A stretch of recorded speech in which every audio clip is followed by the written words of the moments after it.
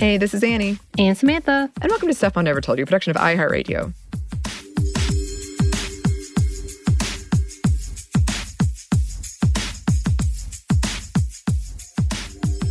And welcome to another edition of Happy Hour. And as always with these segments, please drink responsibly if you choose to do so. Samantha, what are you sipping on? I am sticking to alcoholic seltzer water. I'm not sure how good this brand is, so I'm not going to name it on our episode. But it's pineapple flavor, and it's nice and tasty during the summer weather. That sounds lovely. Well, we are recording quite a bit right now, and there's a lot of Star Wars stuff happening because it's my birthday tomorrow. So I made kind of a French 75 kind of with what I have around. So the Anney version of a French 75. Okay.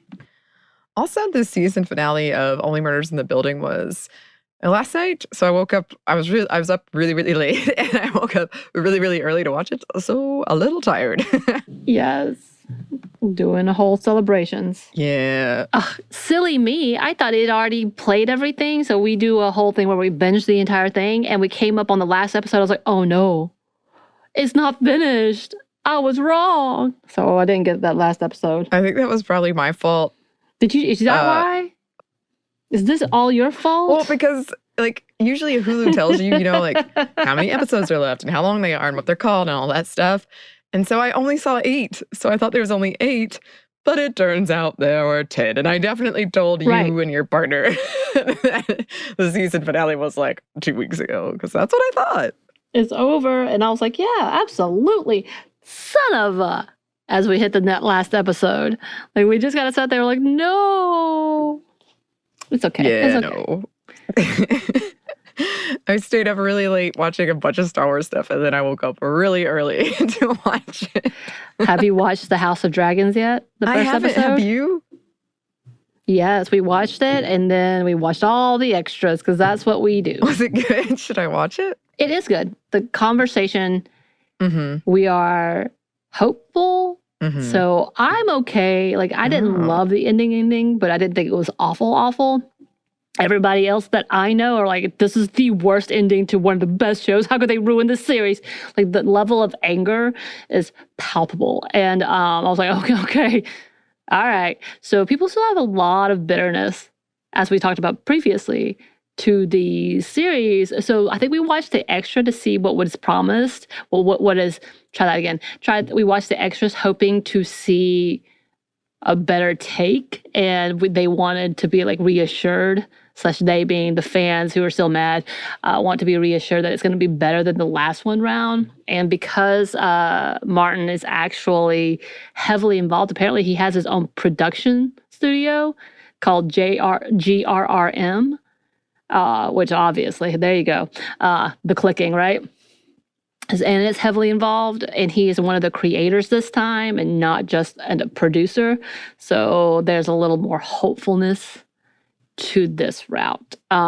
Interesting. It's interesting. There's a lot of characters in here that I know the actors as comedians, so playing these serious roles that I'm like, that throws me off a little bit, but okay. Okay, well, yeah. I mean, this is actually kind of relevant to what we're talking about today. I've always said I really enjoyed watching Game of Thrones when it was a cultural moment, and everybody was talking about it. I really loved the social aspect of that. So I was sort of going to wait and see with this one. I did see it was the largest premiere on HBO. I think it had 10 million viewers, and it broke Twitter or something. Premiere. But it was really, really funny getting vague texts from my friends who were watching it because they didn't want to spoil me, and I was trying to figure out the context and what they were talking about. Yeah. I heard there was a queer relationship that caused some drama. Yeah, this is the first one that I've seen that I had a legitimate... I wouldn't know. Did they tell you who the relationship was? Because I'm not going to say it if you don't know. Oh. Well, a different take on it. I was like, oh, look at that. Which I said that to my partner, and I was like, hey, yeah. And he had to think back on the relationship. He was like, oh, you're right. It's the first of this. And he was just like, oh, you're right. And I was like, yup. So It's interesting. I think it's going to be fun. The Iron Throne is different, and I appreciate that as well.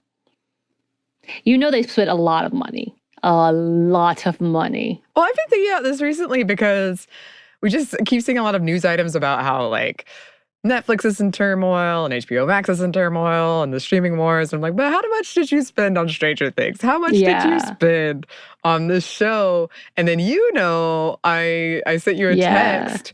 There was a brief snippet of the new trailer for The Last of Us for HBO Max. Which, by the way, Nick Offerman's in it? I didn't realize this. I thought at first it was advertising a different show, and then I watched another trailer. Mm-hmm. And I was like, oh, he's actually in it. Is he the brother? No. He's, well, I guess it depends on how you define the creepy dude. But no. He's the guy.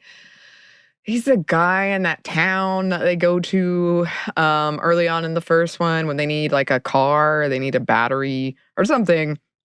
And his town is all booby-trapped, and he and Ellie really don't get along. And he has, like, a relationship with that guy who killed himself and left that note. I was wondering if Pedro Pascal was going to do the exit, and he did, and it was pretty good. And then they were just quoting lines from the game. I was just, oh my gosh, so excited. Right.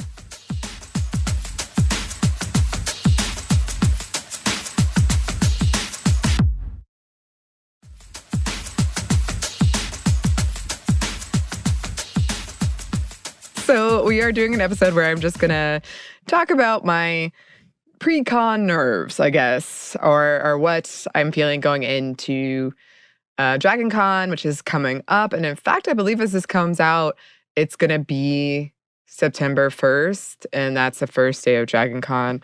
And I mean, I'm pretty nervous, I guess, because I like in a regular year, I'd be nervous. But in this year, we've got COVID, we've got monkeypox, we've got polio.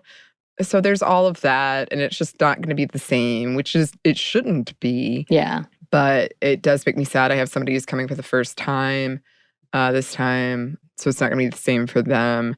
They do have mask requirements, lower attendance, but it's still, like, I'm not used to being around that much people anymore.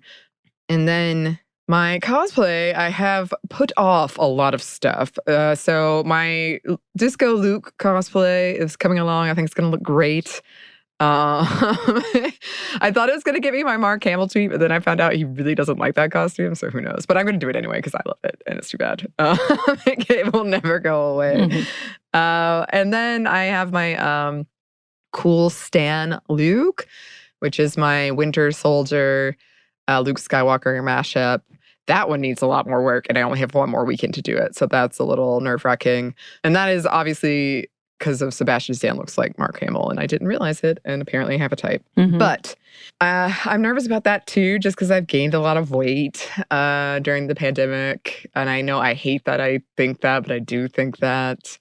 And so that's making me a little nervous. I'm afraid, like, the costume will rip or something. You got to test these things out. You've got to put them through strenuous conditions. And then just, like, having friends. Dragon Con is very tiring. Conventions in general are very tiring, at least for me. I would love to meet a well-rested person at a convention. But there's going to be a lot of us in kind of a small space. So that's always a little stressful. Just transporting everything is so stressful. So I'm nervous about that, like just getting there and getting back and all the work you have to do to cover that period so we don't miss anything. And then I know we talked about this in our recent book club on Queen of Geek. I've had like transformative experiences at Dragon Con. I've met people. I have a group of convention friends. But there is still, as we've talked about, being a woman at a convention like this can be a little scary. I hate that I have to do this, but I'm always, for people in the group, we have to have our accountability buddies. You have to check in at certain times. You have to watch their drinks. Like, just always in the back of your head knowing this could go from a really fun experience to a really not fun experience. And there's this risk that we have to keep in mind as women.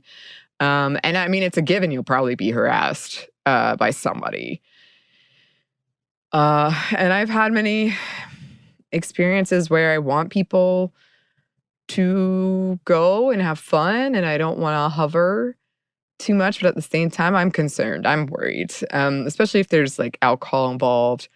Um, I don't know. It is a concern, and especially, yeah, like, unfortunately, the first time you came, Mm-hmm. the texting is not always great, shall we say, because a lot of people, the networks get overwhelmed, your batteries might die. But also just for me, like, I usually have to, because of the costume I'm wearing, my phone is in my boot or something. It's not my hand. And so I just don't check it as often. I forget about it sometimes because there's so much other stuff going on. I don't take any pictures. Actually, it's kind of one of my great regrets. I have no good pictures of my cosplay, which I'm planning on fixing. I want to do a whole photo shoot. I think it's going to be good. Yeah, so you might not, you might text a friend kind of worried, like, where are you? Is everything okay? They don't text back forever, and you don't know whether that's because of one of those reasons or because something has gone wrong. And so that's a little frightening. I will say I've been very fortunate. I usually go with a big group of friends, and most of them are women, and we do look out for each other, and we check in on each other. They've definitely prevented me from I was just being an innocent soul. I didn't realize what this guy was asking me. And they're like, no, you do not need to go with that guy. And it makes me sad that it has to be that way, but I'm happy that we are so looking out. And I remember once, this young girl, I mean, I think she was underage, but she was drinking, and she was pretty drunk.